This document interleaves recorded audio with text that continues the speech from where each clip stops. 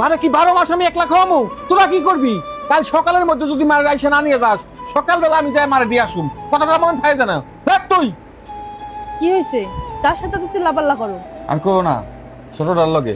কেন, কি হয়েছে? আব্বাই মোর শেষ কত মাস হয়েছে? 6 মাস হয়েছে। 6 মাস হয়েছে? এই 6 মাস মা থাকে কই? আমাদের সাথে থাকে। খাই কই? আমাদের সাথেই তো খায়। মানে ডাক্তার দেখাই কে? আমরাই তো দেখাই। এই 5-6 মাসে কতবার ডাক্তার দেখাইছি তুমি বলো?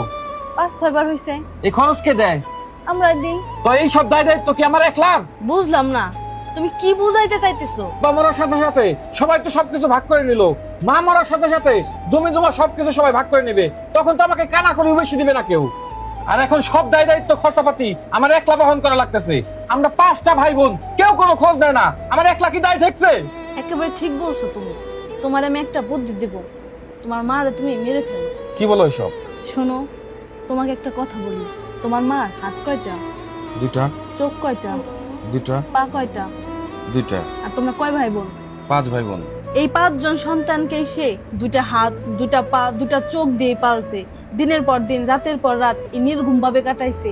খাওয়াইছে, নাওয়াইছে, পায়খানা পরিষ্কার করাইছে, লেখাপড়া করাইছে। কই, সে তো তোমাদের কোনো সময় পালাক্রমে পালে নাই যে 2 মাস বড়টারে পালুম, 2 মাস মেজোটারে পালুম, 2 মাস ছোটটারে পালুম। এরকম ভাবে তো কোনো সময় পালে নাই যে বড়টারে 2 মাস পালুম আর বাকিগুলারে ফালাই দিমু। তোমাদের মা তোমাদের কাছে এখন বোঝা হয়ে গেছে। 6 মাস তোমার কাছে রয়েছে, তোমার খাওয়ান লাগতেছে, পড়ান লাগতেছে, তোমার অনেক ক্ষতি হইতেছে।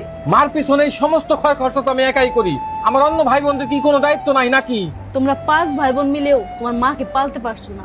তোমার মা এক হাতে তোমাদের 5 ভাই বোনকে পালছে।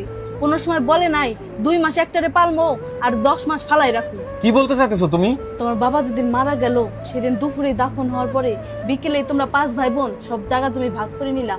কই, সেদিন তো তোমার মার ভাগটা কেউ নিতে চাওনি। তুমি সংসারের বড় সন্তান, তোমার ভাই বোন কলা কৌশল করে তোমার মাকে তোমার মাথায় গসাই দিছে।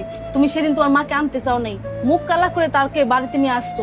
তারপর থেকে প্রতিদিন তুমি হিসাব নিকাশ করো তোমার মার পিছনে তোমার কত টাকা ক্ষতি হয়। হ্যাঁ, দায়িত্ব কি আমার একলাই যে সব দায়িত্ব আমি নিব?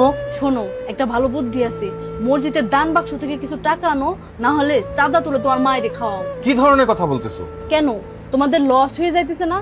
চাঁদা তুলে যদি খাওয়াও তোমাদের 5 ভাই বোনের তো কোনো ঝামেলাই হবে না, লস হবে না। আর ওই টাকা দিয়ে তোমার মাকে বৃদ্ধাশ্রমে রেখে আসতে পারবা। কি বলো, আমার মা বৃদ্ধাশ্রমে থাকবে? হ্যাঁ, একটা জিনিস দেখলাম, বাপের জায়গা জমির ভাগ তো সবাই কারাকারি করে নিলা, কিন্তু মায়ের ভাগ তো কেউ নিতে চাইলা না। এমন কেন তোমরা? অথচ তোমার বাবা মা তোমাদের 5 ভাই বোনকে সমান ভাবে বড় করে গেছে। কই, তোমাদের নিয়ে তো তারা কখনো বিরক্ত হয় নাই। সমস্ত খরচা তো আমি একলাই করতেছি, কই একটা টাকাও তো দেয় না কেউ। এর জন্যই তো বললাম মসজিদের দান বাক্স থেকে টাকা আনো, না হলে চাঁদা তুলো। আরে বুকা, মা আসার পর থেকে তোমার এই সংসারে এত উন্নতি, এত আয় বরকত কোথা থেকে আসে সেটা তুমি কোনো সময় বোঝো না। আমাদের বাচ্চাটা ওর দাদি আসার পরে সারাদিন কত সুন্দর হাসি খুশি থাকে, ও দাদির সাথে খেলে, কত আনন্দে থাকে। আর তুমি তুমি কিনা সারা জীবনের টাকায় চিনে গেলা। আমি ছোটবেলায় আমার মা হারাইছি, মায়ের আদর স্নেহ পাই নাই, কিন্তু তুমি তো তোমার মার ভালোবাসা পাইছো, আদর পাইছো। তারপরেও তুমি এত অমানুষ হইলে কি কইরা? মা যতদিন বাঁচবে আমাদের বাড়িতেই থাকবে। আর তুমি যদি এটা নিয়ে আর একটা কথাও বলো, আমি আমার মেয়েকে নিয়ে এই বাড়ি থেকে বের হয়ে যাব। এই